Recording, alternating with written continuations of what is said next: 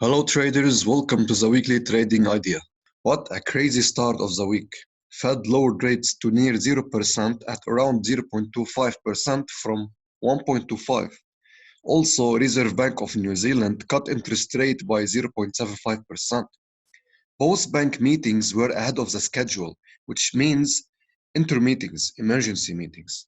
As you can see on the Forex calendar, the meetings were on Sunday before the market opening, the Fed with 1% rate cut and the New Zealand with 0.75%. The Federal Reserve will widen the range of its treasury purchases and will offer more than $500 billion liquidity. So as expected in our last video, central banks are stepping with fiscal stimulus to prevent the slowdown occurring because of coronavirus. This is the only thing they can do.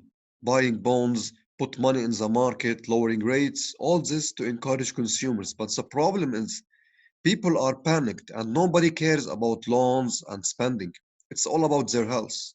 And well, you cannot blame them. So it's really hard to expect improvements in the medium term at least until coronavirus is well contained and vaccines are ready. Today, I want to talk about the Canadian dollar against the Japanese yen, a weak currency against a strong safe haven currency. In such environments, you do want to involve safe havens currencies.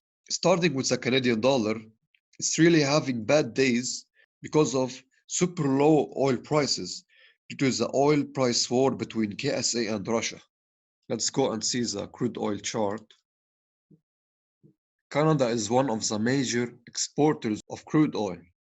As you can see, crude oil price fell to 2016 lows with more than 40% drop in 3 weeks.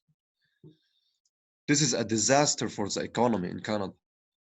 On the low time frame, we notice a symmetrical triangle which signal even more decline in oil prices. We expect oil price to fall even more, especially if 27.5 is broken.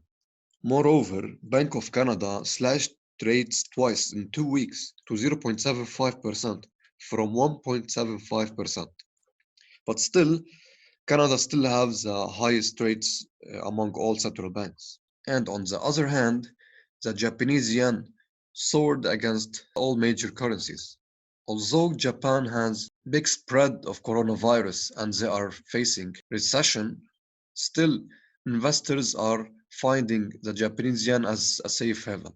So we have a weak Canadian dollar against a strong Japanese yen. So we expect the CAD JPY to go lower.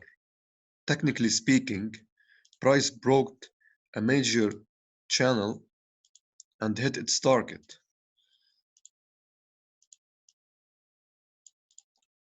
And if we check Fibonacci retracement from total down move, price corrected 38.2. Let's go to the 4-hour time frame to search for our entry point.